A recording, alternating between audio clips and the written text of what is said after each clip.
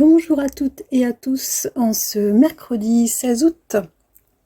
En petite intro, je vous ai mis quelques clips d'une petite virée parisienne super sympa que j'ai faite le week-end dernier avec un petit fouinage dans des bouquineries très chouettes et puis une intéressante exposition sur les écrits de Serge Gainsbourg au Centre Pompidou. Bref, voilà pour la petite explication. Voilà, et donc du coup, eh bien, c'est un book haul puisque lors de cette virée, j'ai trouvé pas mal de bouquins.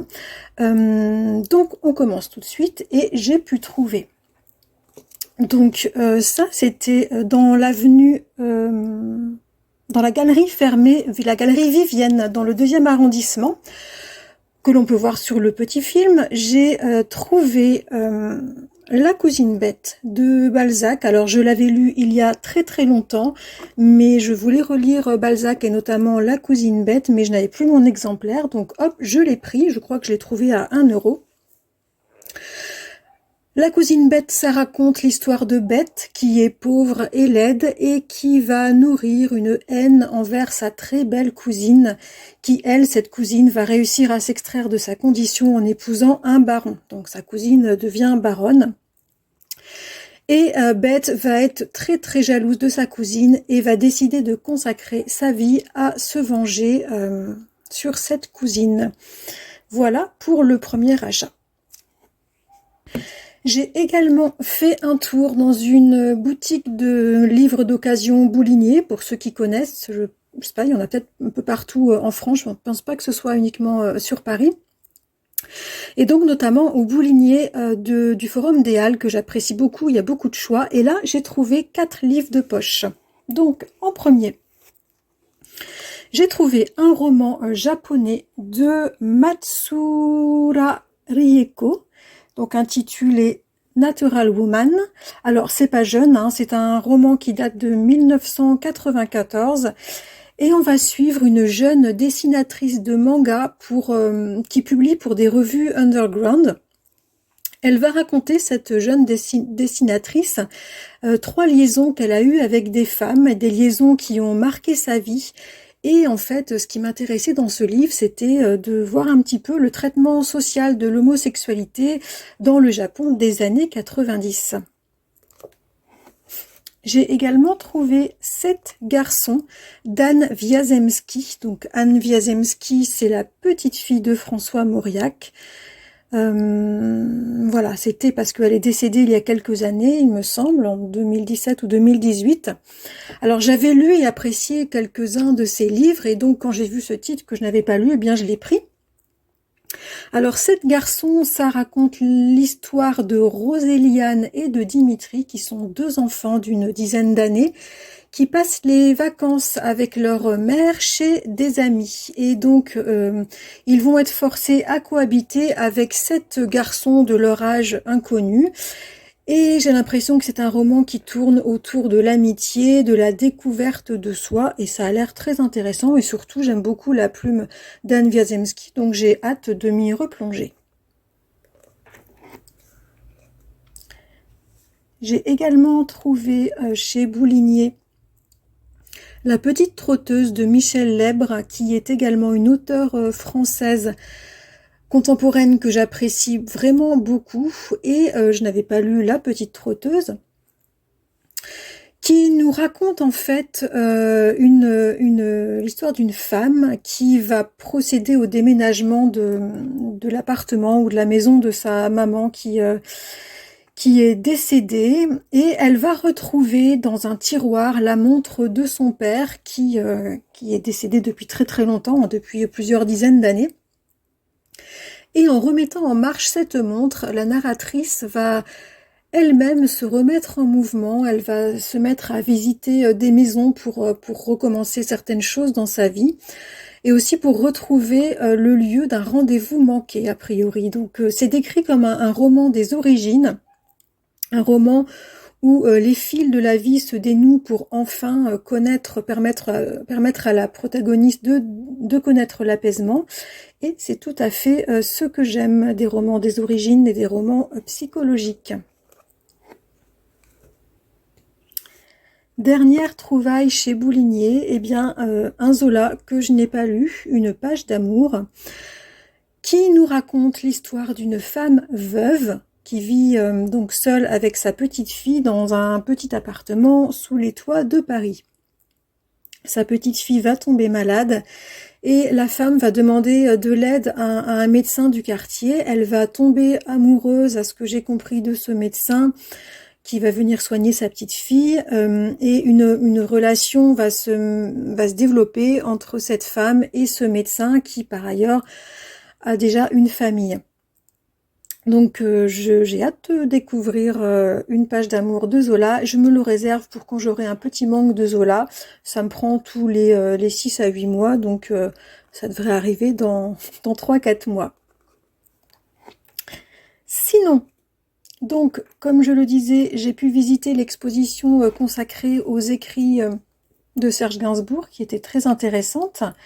Et j'ai acheté à la librairie du musée Gainsbourg sans filtre de la journaliste Marie-Dominique Lelièvre, parce qu'en fait, cette exposition m'a donné vraiment envie d'en savoir plus sur la vraie vie de ce personnage, Serge Gainsbourg, qui était vraiment un personnage qu'il s'était créé comme un avatar, et en fait l'exposition montre vraiment quelqu'un de très sensible, très timide, qui se cachait derrière cet avatar, et j'ai vraiment envie d'en savoir plus sur ce personnage et comment il s'est construit.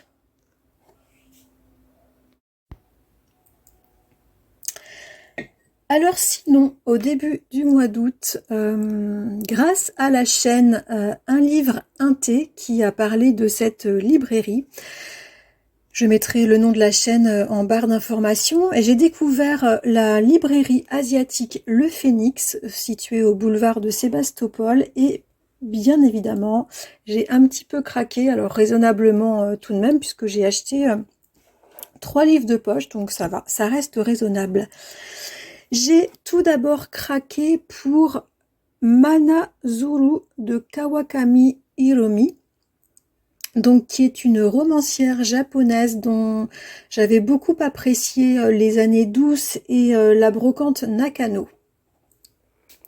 Alors Manazuru est une petite ville portuaire dans laquelle une jeune femme qui s'appelle Kei va décider de retourner 10 ans après la disparition de son mari. En fait, elle va confier sa petite fille à sa mère à Tokyo, et elle va décider de venir passer seule quelques jours dans cette ville pleine de souvenirs. Ça a l'air d'être un roman d'introspection autour de la vie quotidienne, et comme j'aime, comme beaucoup de romans japonais. Et j'ai vraiment hâte de me plonger dans cette ambiance. J'ai également acheté un roman de la romancière coréenne Han Kang, dont j'avais adoré La végétarienne. Donc là, j'ai acheté Celui qui revient, qui nous plonge en 1980, lorsque la junte militaire avait pris le pouvoir en Corée du Sud.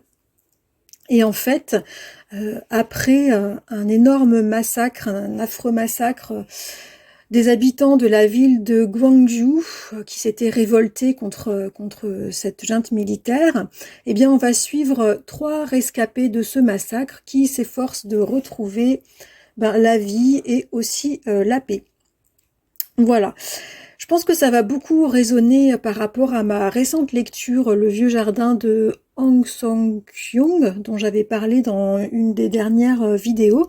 Donc j'ai vraiment hâte de me retrouver déjà dans la plume de Han Kang, et aussi dans cette histoire très très spécifique de la Corée du Sud.